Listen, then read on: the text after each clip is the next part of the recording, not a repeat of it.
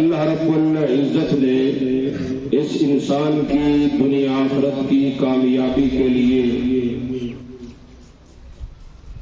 قرآن مقدس کو رہنما اور امام بنا کر نازل فرمایا ہے۔ ہمارے آخری پیغمبر جناب محمد مصطفیٰ احمد مجتبیٰ صلی اللہ علیہ وسلم اسی کتاب کی دعوت رات دن آپ نے اپنی قوم کو اور اپنے لوگوں کو دی ہے، اور اسی کتاب کے ذریعے سے لوگوں کے عقائد، اعمال، افعال، اقوال اور ان کے اعضاء کی تطہیر فرمائی ہے۔ اب رہتی دنیا تک اللہ کی یہی آخری وحی لوگوں کے لیے مشعل راہ بن کر رہے گی، اور اس امت کے حقیقی طور پر جو رہنما ہے وہ علماء کرام ہیں، جو اس کتاب کی دعوت کو لے کر آگے چلنے والے ہیں۔ اللہ رب العزت نے علماء کی کچھ نشانیاں، کچھ علامات قرآن مقدس سے بیان فرمائی ہے۔ اگر علماء کے اندر وہ علامات، وہ خصلات پائی جائیں، یقیناً اللہ کے نزدیک حقیقی وہی عالم ہے، وہی علم والا ہے۔ اور اگر وہ اللہ کی بیان کردہ خصلات، عادات، علامات وہ نہیں پائی جا رہی تو یقیناً وہ اللہ کے نزدیک، اللہ کے کاغذ میں وہ عالم کہلانے کا حقدار نہیں ہے۔ عالم علم حاصل کرنے والا، علم کی تہ تک پہنچنے والا، دنیا کے اعتبار سے تو بڑے بڑے علماء فضلاء موجود ہیں، لیکن اللہ تعالی نے کن کو علماء کہا ہے اور ان کی کیا عادات اور خصلات ہیں، کیا صفات ہیں، آج کے اس مختصر وقت کے اندر اسی بات کو آپ کے سامنے پیش کرنے کا یہ ارادہ ہے۔ اللہ رب العزت کی بارگاہ میں بڑی عاجزی انکساری کے ساتھ درخواست ہے کہ اللہ تعالیٰ مجھے حق سچ بیان کرنے کی توفیق عطا فرمائے۔ میرے معزز سامعین، اس میں کوئی شک نہیں ہے کہ اہل علم کی بڑی قدر ہے۔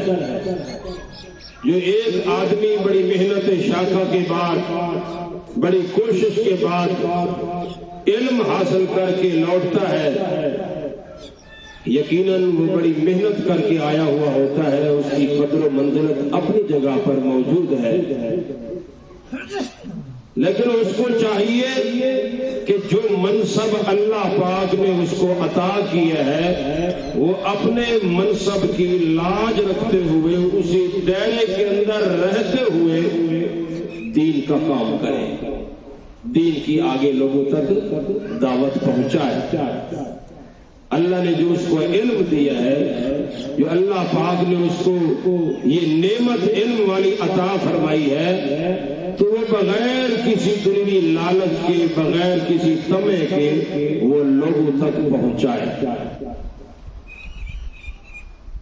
اللہ رب العزت نے قرآن پاک کی اس آیت سورہ فاطر کی یہ آیت ہے، آیت نمبر میرے معزز سامعین 28، اس میں اللہ تبارک و تعالی نے علماء کی ایک خاص صفت بیان فرمائی ہے۔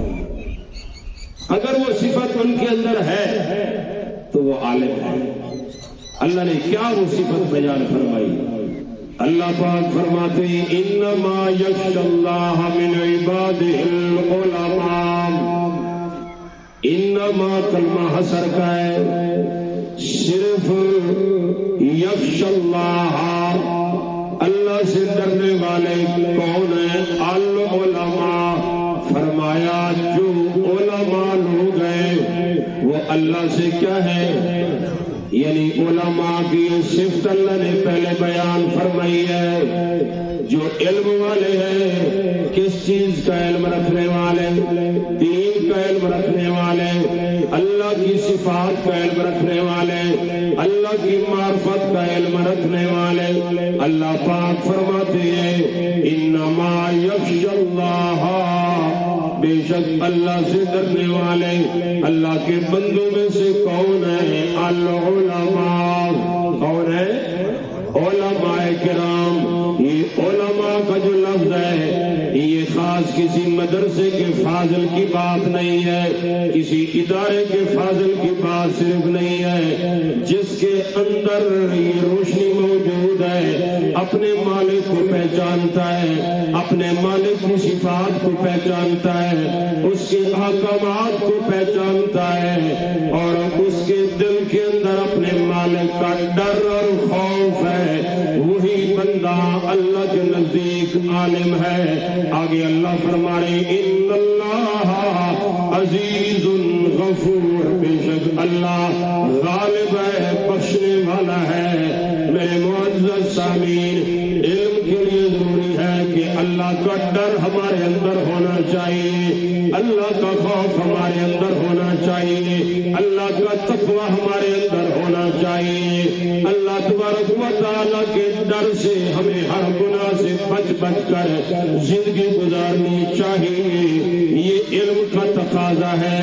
علم اگر ہے اور ہم اللہ سے نہیں ڈرتے، اس علم کا کوئی فائدہ نہیں ہے۔ بندہ عالم تو ہے، کتابیں تو اس نے پڑھ لی ہیں، مدرسے کا فاضل بھی ہے، عالم بھی ہے، بڑی ڈگریاں بھی اس کے پاس ہے، لیکن اس کے اندر تقوی نہیں ہے، خشیت نہیں ہے، اللہ کا خوف نہیں ہے، اللہ کی نافرمانی سے بچنے والا نہیں ہے، اللہ کے نزدیک وہ عالم بھی نہیں ہے۔ اس لیے ضرورت اس بات کی ہے کہ ہم اپنے اندر خشیت پیدا کریں، اپنے اندر تقوی پیدا کریں، لیکن افسوس کی بات یہ ہے کہ ہم علماء کرام، علماء کرام نام تو بڑا ہے، بڑا وقار ہے، لیکن آپس کے درمیان اختلافات کو ہم برداشت کر سکتے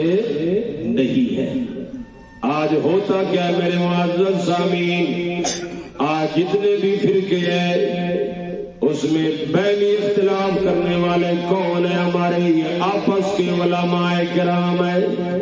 اگر آپس کے اختلافات کو بینی طریقے کے ساتھ، محبت کے ساتھ، رواداری کے ساتھ، دلائل کی بنیاد پر اگر نمٹائے جائے تو کوئی جھگڑا پیدا نہ ہو، کوئی فتنہ پیدا نہ ہو، کوئی فرقہ پیدا نہ ہو۔ اصل میں بات کیا ہوتی ہے میرے معزز سامعین؟ اگر بنیاد دین کو دیکھا جائے، ہمارا بنیاد دین میں کوئی اختلاف نہیں ہے۔ بنیاد دین کیا چیزیں؟ آمنت باللہ و ملائکتہ و کتبہ و رسلہ۔ بنیاد ہے دین کی اللہ پاک نے جو قرآن کے اندر بیان فرما دیے وہ ایمانیات بھی ہیں اور ارکان اسلام بھی ہیں۔ دین کے جتنے بھی ضروری مسائل، عقائد اور ایمانیات کی چیزیں ہیں ان کے اندر آپس میں بینی کوئی اختلاف نہیں ہے، لیکن اختلاف کسی آیات کی تفہیم میں ہو جاتا ہے، کسی آیات کے سمجھنے سمجھانے میں اختلاف ہو جاتا ہے۔ تمام علماء اس بات کو مانتے ہیں کہ قرآن کس کا کلام ہے۔ کسی کا اختلاف ہے؟ کسی کا اختلاف نہیں ہے، کیونکہ ایمان بالکتب لازم چیز ہے۔ اللہ پاک نے جتنی بھی کتابیں نازل فرمائی ہے، ساری کتابوں پر ایمان لانا ہر مسلمان کے لیے لازم ہے، ہر انسان کے لیے لازم ہے۔ قرآن پر تو ایمان آ گیا، اللہ کی بھیجی ہوئی کتاب پر تو ایمان آ گیا، اب اللہ کی ان آیات کے سمجھنے میں اگر اختلاف ہو گیا ہے تو اس اختلاف کو کیسے نمٹایا جائے گا؟ اختلاف کو فتووں سے نمٹانے کا طریقہ نہیں ہے، کسی کو زال اور مضل کہنے سے نمٹانے کا یہ کوئی طریقہ نہیں ہے، بلکہ بینی آپس کے اندر بیٹھ کر ایک دوسرے کو دلائل کے ساتھ آپس میں تبادلہ خیال کر کے مسائل کا حل نکالا جائے۔ میرے معزز سامعین، علماء کی یہ ذمہ داری ہے، جب تک وہ مل بیٹھ کر آپس میں اللہ کا خوف اپنے اندر رکھتے ہوئے، اللہ کا ڈر اپنے اندر رکھتے ہوئے، اللہ کی خشیت اپنے اندر رکھتے ہوئے کہ ہم نے کوئی بڑائی اختیار نہیں کرنی، ہم نے کسی کو غالب مغلوب نہیں کرنا، کوئی فاتح مفتو کی بات نہیں کرنی، کوئی شکست اور کسی کے ساتھ غلبے کی بات نہیں کرنی، بات کرنی ہے کہ اللہ کی بات ہے، ہم نے ایک دوسرے کو کیا کرنی ہے؟ سمجھانی ہے۔ ایک دوسرے کو جب ہم محبت کے ساتھ، رواداری کے ساتھ اور ایک دوسرے کی خیر خواہی کرتے ہوئے بات سمجھائیں گے تو انشاءاللہ یہ فرقے بھی وجود میں نہیں آئیں گے۔ یہ فرقے کھڑے کیوں ہیں؟ ہماری آپس کی زدم زدہ کی وجہ سے کھڑے ہیں۔ اختلاف ہو گیا کسی مسئلے کے اندر، کسی عقیدے کے اندر، کسی آیت کے سمجھنے کے اندر، ہم ضد کر جاتے ہیں، اڑ جاتے ہیں اور دوسرے کی بات سننا گوارا نہیں کرتے۔ ہمیں چاہیے کہ ہم دوسرے کی بات سنیں، اس پر توجہ دیں، غور کریں۔ ہو سکتا ہے میرے اندر کوئی غلطی ہو، میرے فہم میں کوئی غلطی ہو، دوسرے کی بات میں سنوں گا، ہو سکتا ہے میری غلطی کی اصلاح ہو جائے، میں اپنی غلطی کو چھوڑ کر پلٹ آؤں۔ اگر یہ رویہ ہمارے سارے علماء کے اندر پیدا ہو جائے، یہ جھگڑے ختم ہو جائے، یہ تمام تر افتراق اور منافرت ختم ہو جائے، یہ نفرتیں کیوں پیدا ہو رہی ہیں؟ اصل میں ہمارے اندر وہ رواداری جو اللہ پاک نے قرآن پاک کے اندر علماء کے حوالے سے بیان فرمائی ہے کہ دل میں کس کا ڈر ہو؟ اللہ کا ڈر ہو، اللہ کا خوف ہو، اللہ کی خشیت ہو۔ مسائل میں اختلاف ہو جاتا ہے، کوئی مسئلہ نہیں ہے، تفہیم آیات میں اختلاف ہو جاتا ہے، کوئی مسئلہ نہیں ہے، اللہ کا فضل ہے۔ بنیاد دین تو ایک ہے نا، بنیاد دین تو اللہ ہو، اللہ بنیاد دین ایک ہے، نماز ہماری ایک ہے، روزہ ہمارا ایک ہے، حج ہمارا ایک ہے، زکوٰۃ ہماری ایک ہے، قرآن ہمارا ایک ہے، سارے انبیاء ہمارے انبیاء ہیں، سارے نبی ہمارے نبی ہیں، سارے رسول ہمارے رسول ہیں، سب پر ہمارا ایمان ہے۔ میرے معزز سامعین، اختلاف اگر ہوتا ہے تو چند کچھ مسائل ہیں، کچھ آیات ہیں، ان میں کیا ہے؟ اختلاف۔ تو انہیں اختلاف کو کیا بہمی طریقے سے محبت کے ساتھ دلائل کی بنیاد سے نمٹایا جائے، جس کی بات سمجھ میں آ جائے اس پر بندے کو یقین رکھنا چاہیے، اور کسی کی اگر بات سمجھ میں نہیں آ رہی اور اس کو کسی اور عالم کی بات سمجھ میں آ رہی ہے، اس کو چاہیے کہ وہ امانتاً دیانتاً غور و فکر کرے کہ امانت و دیانت کے ساتھ جب غور و فکر کرے گا، سوچ و بچار کرے گا، امانت کے ساتھ دیانت کے ساتھ اللہ کے خوف کے ساتھ جب کھڑا ہوگا تو یقین جانیے اگر وہ کسی ایسی غلطی پر بھی کھڑا ہوگا کہ جو وہ سمجھتا نہیں ہے کہ یہ میری غلطی ہے، لیکن وہ امانت کے ساتھ کھڑا ہے، میرے نزدیک وہ غلط چیز پر کھڑا ہے، میرے نزدیک وہ چیز درست نہیں ہے، لیکن اس کے دل میں تکبر نہیں، اس کے دل میں عناد نہیں، اس کے دل میں ضد نہیں، اس کے دل میں تعصب نہیں، اس کے دل میں فرقہ واریت نہیں ہے، جماعت بندی تھڑا بندی نہیں ہے، اگر وہ امانت و دیانت کے ساتھ ایک بات کو سمجھ رہا ہے اور سمجھنے کی کوشش کر رہا ہے، اگر وہ غلطی بھی کر رہا ہوگا اللہ تعالیٰ اس کی غلطی بھی معاف فرما دے۔ ایسا ہوگا کہ نہیں ہوگا؟ لیکن اس میں اس کو چاہیے کہ وہ ان تمام تر تعصبات کو کیا کر دے، بالائے طاق رکھ دے، اور ہر ایک کی بات کو توجہ سے کیا کرے، سنے، غور کرے، اس پر توجہ دے۔ اور اگر خاص طور پر علماء کرام، سارے علماء کرام اگر مل بیٹھ کر کوشش کریں اور اپنے باہمی اختلافات کو نمٹائیں تو یہ کوئی بڑا مسئلہ نہیں ہے، یہ نمٹ سکتا ہے۔ اللہ تعالی ہم سب کو اتحاد اور اتفاق کی قوت نصیب فرمائے۔ اور اللہ تعالیٰ نے اتحاد اور اتفاق کے لیے یہ لازمی قرار دیا ہے وَاعْتَصِمُوا بِحَبْلِ اللَّهِ جَمِيعًا وَلَا تَفَرَّقُوا، کہ سارے مل کر اللہ کی رسی قرآن والی کو کیا کرو، مضبوطی کے ساتھ تھام لو، کیونکہ قول فیصل تو کیا ہے اللہ کی۔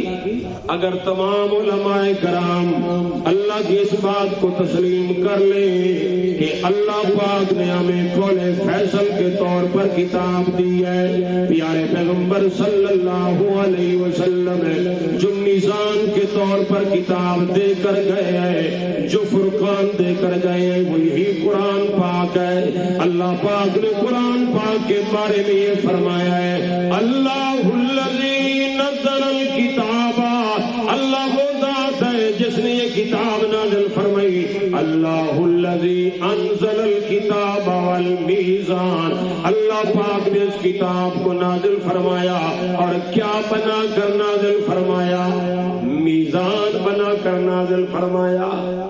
میزان کیا ہے؟ قرآن پاک۔ میزان کا معنی کیا ہے؟ ترازو۔ میزان کا معنی ہے اس کے اوپر ساری کتابیں تولی جائیں گی، سارے عقائد تولے جائیں گے، سارے نظریات تولے جائیں گے۔ قرآن پاک اللہ کا بھیجا ہوا میزان ہے۔ اس میزان کے مطابق اگر ہم اپنے اختلافات کو نمٹانے کی کوشش کریں تو کوئی مسئلہ نہیں ہے۔ اللہ کی کتاب کو فرقان مانا جائے، تبارک الذی نزل الفرقان علی عبدہ، اللہ پاک نے اپنے بندے پر، پیارے پیغمبر پر اس قرآن پاک کو فرقان بنا کر نازل فرمایا۔ کیا بنایا اس کو؟ فرقان بھی قرآن ہے، میزان بھی کیا ہے؟ اگر سارے علماء کسی کتاب اللہ کو فرقان مان لیں اور عملی طریقے سے مان لیں، ماننے سے مراد اقرار باللسان نہیں، صرف تصدیق بالقلب نہیں، بلکہ پریکٹیکل عمل کے اندر اس کو لے آئیں۔ اگر کوئی اختلاف ہو گیا ہے، کسی مسئلے میں بہمی کوئی اختلاف ہو گیا ہے، تو اللہ کی کتاب کے ذریعے سے اس کو کیا کرے؟ دور کرے، حل کرے اس کو۔ فیصل اسی کتاب کو مانے، اور علماء تو اس کتاب کے حامل ہیں، اس کتاب کے وارث ہیں، وہ تو اس کے معنی کو جانتے ہیں، وہ اس کے مفاہیم کو جانتے ہیں اور اس کے مطالب کو جانتے ہیں، اور تفہیم کے اندر اختلاف ہو رہا ہے۔ میرے معزز سامعین پھر کوشش کریں قرآن مقدس کی تفہیم کو، قرآن مقدس کے بیان کو سمجھنے کی کہ اللہ کی مراد کیا ہے، متکلم کیا کہنا چاہتا ہے، متکلم اپنی کیا مراد بیان کرنا چاہتا ہے، اس کی تہ تک پہنچنے کی کوشش کرے، غور و فکر کرے، تدبر کرے، تفکر کرے، اور قرآن کے اندر رہتے ہوئے جب ہم غور و فکر کریں گے انشاءاللہ ہمارے بینی اختلافات حل ہو ہی جائیں گے۔ اگر پھر بھی اختلاف رہے تو نفرت نہیں ہونی چاہیے۔ کیا؟ نفرت نہیں۔ ہمیں اسلام نفرت نہیں سکھاتا، ہمیں اسلام عداوت نہیں سکھاتا، ہمیں اسلام بغض اور حسد اور کینہ نہیں سکھاتا۔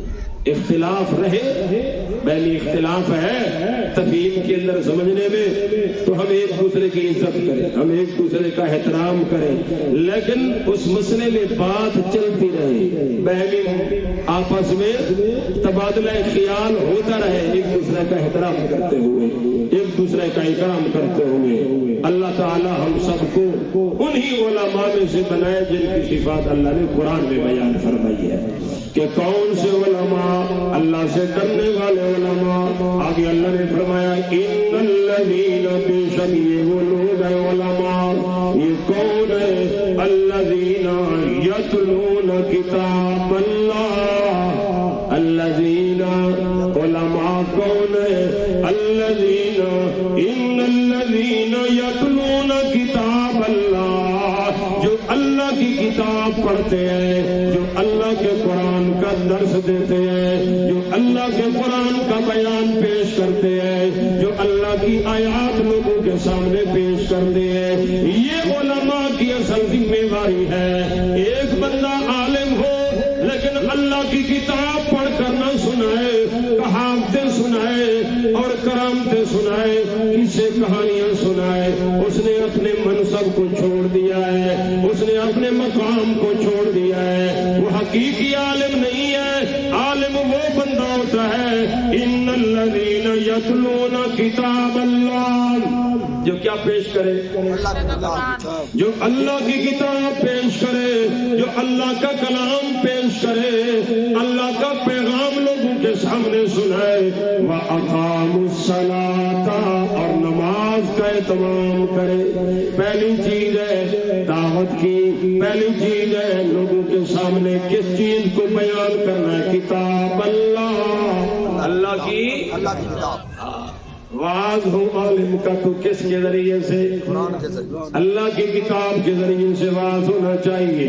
یہی میرے پیارے پیغمبر کی سنت ہے، یہی میرے پیارے پیغمبر کا طریقہ ہے، یہی میرے پیارے پیغمبر کا سلیقہ ہے۔ آپ کا کام بھی یہی تھا، یتلو علیہم آیاتہ، پیارے پیغمبر کو اللہ نے بھی حکم دیا تھا فذکر بالقرآن، اے میرے پیارے پیغمبر آپ واز کریں، آپ نصیحت کریں، آپ تبلیغ کریں، تو بالقرآن کس کے ذریعے سے؟ قرآن کے ذریعے۔ تو علماء کو چاہیے کہ کیا بیان کریں؟ اللہ کا قرآن بیان کریں، اللہ کے قرآن کے ذریعے سے لوگوں کی اصلاح کریں۔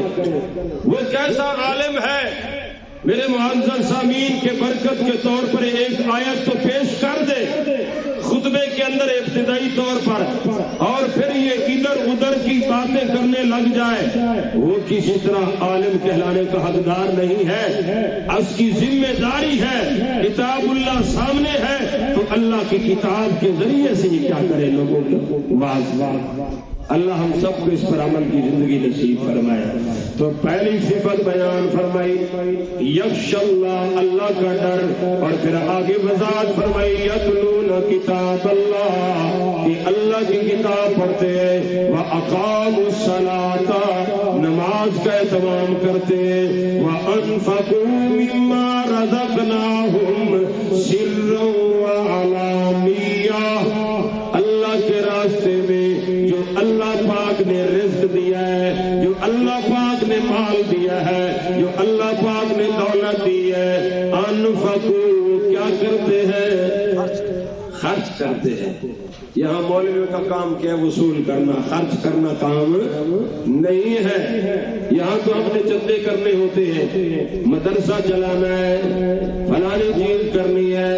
نہیں میرے معزز سامعین، جس طریقے سے یہ دین عوام الناس کے سامنے علماء تم پیش کرتے ہو، ویسے یہ دین تمہارے اوپر بھی لاگو ہے۔ لوگوں کو فضائل تو بتاتے ہو، خرچ کرنے کی بڑی فضیلت ہے، خرچ کرنے کی بڑی فضیلت ہے۔ یہ ذمہ داری صرف عوام کے لیے نہیں ہے، علماء کی بھی ذمہ داری ہے کہ وہ بھی اللہ کی دی روزی میں سے، وہ بھی اللہ کے دیے ہوئے رزق میں سے اللہ کے راستے میں کیا کریں؟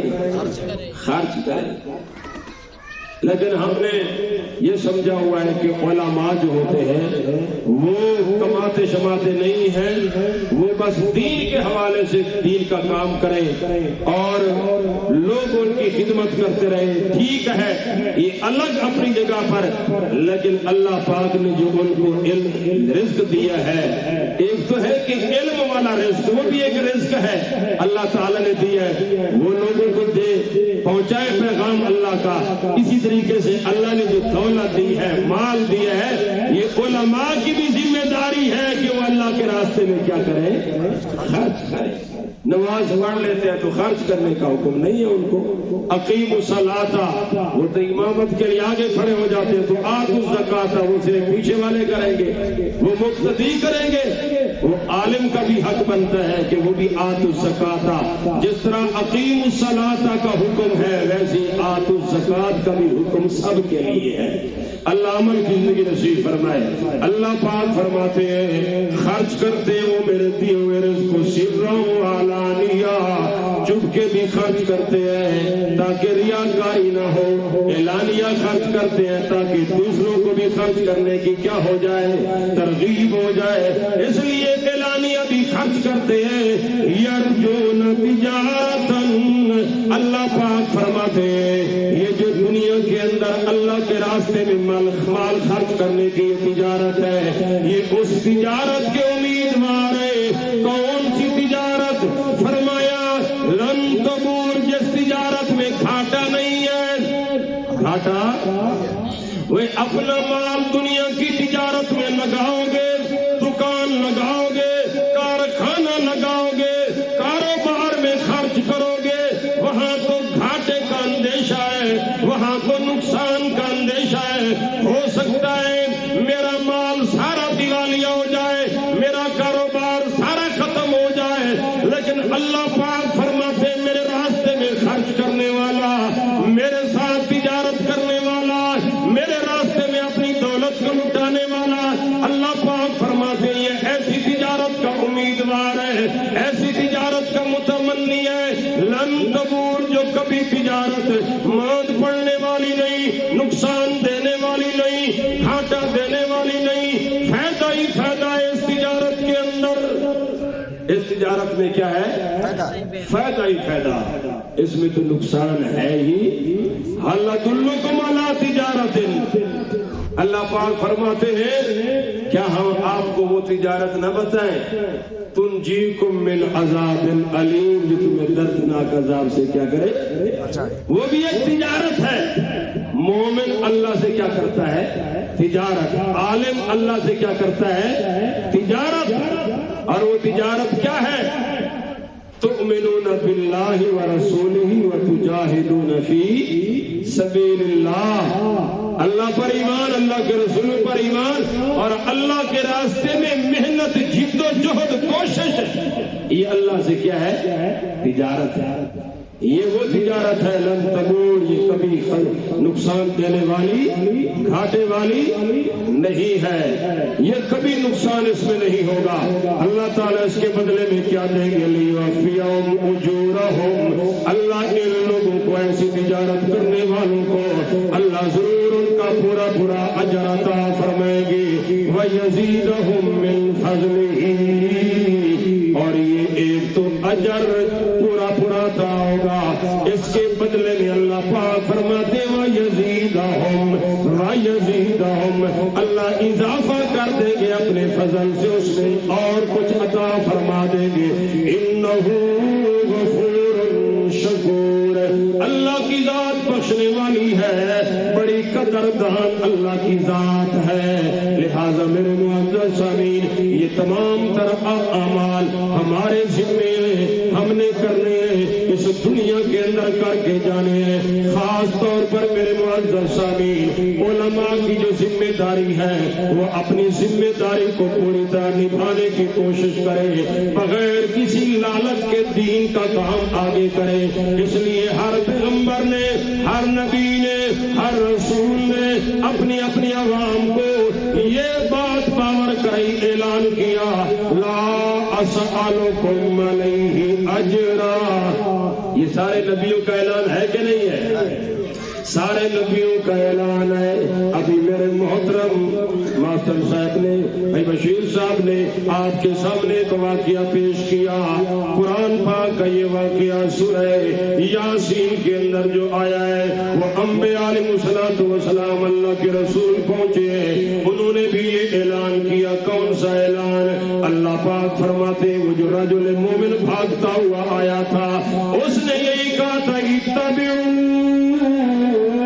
پیروی کرو، من لا یسألکم اجرا، ان رسولوں کی پیروی کرو، ان کے نقش قدم پر چلو، ان کی اتباع کرو، کن کی؟ من لا یسألکم اجرا، جو تم سے کوئی اجرت نہیں مانگتے، تم سے کوئی چندہ نہیں مانگتے، کوئی پیسہ ٹکا نہیں مانگتے۔ لہذا اللہ پاک فرماتے ہیں، اس نے کہا لا یسألکم اجرا وہم مہتدون، اور وہ خود بھی کیا ہدایت یافتہ ہے۔ معلوم ہوتا ہے علماء کا حق بنتا ہے وہ اپنی عوام کے سامنے اس بات کو ظاہر کرے، لا اسألکم علیہ اجرا ان اجری الا علی اللہ، کہ میری مزدوری کس کے ذمے ہے؟ ایک ہے دین کی دعوت دینے کے اندر مزدوری، وہ تو جائز نہیں ہے دعوت کے معاملے میں، وہ تو ہماری ذمہ داری ہے، علماء کی ذمہ داری ہے، ہر اہل علم کی ذمہ داری ہے کہ وہ دین کی دعوت بغیر کسی تمے اور لالچ کے لوگوں تک کیا کرے، پہنچائے. اور ایک ہے باقاعدہ دین کے علم کے لیے کسی کو پابند کر دینا، اور ایک پابندی کے ساتھ اس سے ٹائم لینا، یہ ایک الگ مسئلہ ہے. اس کو اگر آپ نے سمجھنا ہے تو سورہ بقرہ کی اس آیت کو سمجھیں گے. انفقوا، اللہ پاک فرماتے ہیں ان لوگوں پر خرچ کرو. کن لوگوں پر؟ للذین اوسروا فی سبیل اللہ، للذین اوسروا فی، یہ سورہ بقرہ کی آیت ہے. خرچ کرو ان ضرورت مندوں پر جو اللہ کے راستے میں روکے گئے ہیں، اللہ کے راستے میں روکے گئے ہیں. ان کا آپ نے کام ہی یہ ذمہ لگا دیا ہے کہ آپ نے صرف یہ کام کرنا ہے، یہ دین کا کام کرنا ہے، یہ تعلیم دینی ہے، یہ تربیت کرنی ہے. آپ نے ان کو روک دیا ہے اللہ کے دین کی خدمت کے لیے. تو اللہ حکم دیتے ان پر تم مال کیا کرو، خرچ کرو. وہ تم سے مانگتے نہیں ہیں، وہ تم سے لالچ نہیں رکھتے، لیکن وہ اس دین کے کام کے لیے پابند کر دیے گئے ہیں، ان کے اوپر خرچ کرنے کا حکم دیا گیا ہے. لیکن دعوت کے معاملے میں علماء کو یہ قطعاً حق نہیں بنتا کہ وہ لوگوں سے لالچ رکھیں، کوئی طمع رکھیں. اللہ تعالی ہم سب کو طمع سے بچائے، لالچ سے بچائے. اللہ صحیح طریقے سے دین کا صحیح عالم ہم سب کو بنائے، قرآن و سنت کو سمجھنے والا بنائے. میرے معزز سامعین، یہی بات ہے کہ ہمارے اندر اللہ کا خوف آ جائے، تقوی آ جائے، خاشیت آ جائے. انما یخشی اللہ من عبادہ العلماء. اور سورہ توبہ کی جو آیت ہے اس میں اللہ تعالیٰ نے علماء کی جو ذمہ داری بیان فرمائی ہے وہ اور کوئی ذمہ داری نہیں ہے. لِيُنذِرُوا قَوْمَهُمْ إِذَا رَجَعُوا إِلَيْهِمْ. دین کا علم حاصل کر لیا ہے، پڑھ لیا ہے، قرآن کا فہم آ گیا ہے، پیارے پیغمبر صلی اللہ علیہ وسلم کی تعلیمات کا فہم آ گیا ہے. اب تم نے کسی مسجد کا امام بن کے وہاں بس اپنی دنیا کی معاش اور کاروبار کے لیے نہیں کھڑے ہونا، بلکہ لِيُنذِرُوا قَوْمَهُمْ إِذَا رَجَعُوا إِلَيْهِمْ. اپنی قوم میں آ کر اللہ تعالیٰ کے عذاب سے لوگوں کو کیا کرنا ہے، ڈرانا ہے. یہ ذمہ داری ہے یہ علماء کی. یہاں دائرہ تبلیغ بھی بتا دیا، اللہ پاک نے تبلیغ کرنے کا دائرہ بھی بتلا دیا ہے. علم حاصل کرنے کے بعد پھر کسی اور جگہ چلے نہیں جانا، اپنی قوم میں آ کر کیا کرنی ہے، محنت. اذا راجعوا الیہم، اپنی قوم کے پاس لوٹو اور وہاں آ کر لیونذروا قومہم، اور اپنی قوم کو اللہ کے عذاب سے آگاہ کرو، ڈراؤ. اصل ہماری ذمہ داری یہی ہے. اگر کوئی مسائل میں تفہیم کا اختلاف ہے اس کو قائمی طریقے سے ہم نمٹائیں گے دلائل کے ساتھ. عوام کے حوالے سے ہمارا یہ حق ہوگا کہ ہم انذار کریں گے، ڈرائیں گے، آخرت کی فکر کی بات ان کے سامنے رکھیں گے، اعمال کی بات ان کے سامنے رکھیں گے کہ ہم اپنے اعمال کو سنواریں، اپنے عقائد کو سنواریں، اپنے اعضاء کی تطہیر کریں. ہماری آنکھیں پاک ہونی چاہیے. میں ایک بات کرتا رہتا ہوں اور آخر میں یہ میں بات آپ کے سامنے پیش کرتا ہوں. ہم روتے رہتے ہیں یار نظام بگڑا ہوا ہے، فلانی جگہ انصاف نہیں ہے، یہ نہیں ہے. جہاں تک ہمارا دائرہ اختیار ہے، اللہ نے قرآن میں فرمایا لا یکلف اللہ نفسا الا، کیا معنی ہے اس کا؟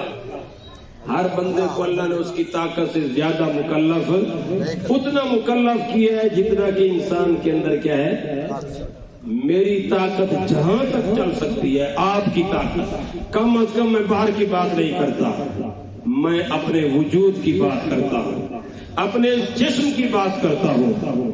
میرے اوپر میری طاقت میرے جسم پر یہ چل سکتی ہے. میں اپنے جسم کو، میں اپنے اعضاء کو، میں اپنی آنکھوں کو، میں اپنے ہاتھوں کو، میں اپنے کانوں کو، میں اپنی زبان کو ان تمام تر گناہوں سے بچا سکتا ہوں جن سے بچنے کا اللہ نے مجھے حکم دیا ہے. کم از کم میں یہ شریعت، یہ دین، یہ اسلام اپنے اوپر تو لاگو کروں. میری زبان پاک ہونی چاہیے، میری زبان پر میرا اختیار ہے، میری آنکھوں پر میرا اختیار ہے، میرے ہاتھوں پر میرا اختیار ہے، میرے پاؤں پر میرا اختیار ہے، میری زبان پر جب میرا اختیار ہے، میں اپنی زبان کو کنٹرول میں کروں، میں زبان سے جھوٹ نہ بولوں، میں زبان سے کسی کے کوئی ایذا نہ پہنچاؤں، میں زبان کے ذریعے بہتان نہ باندھوں، جو بھی زبان کے گناہ ہے اس سے اپنی زبان کو بچائے رکھوں، یہاں تو میرا اختیار چل سکتا ہے۔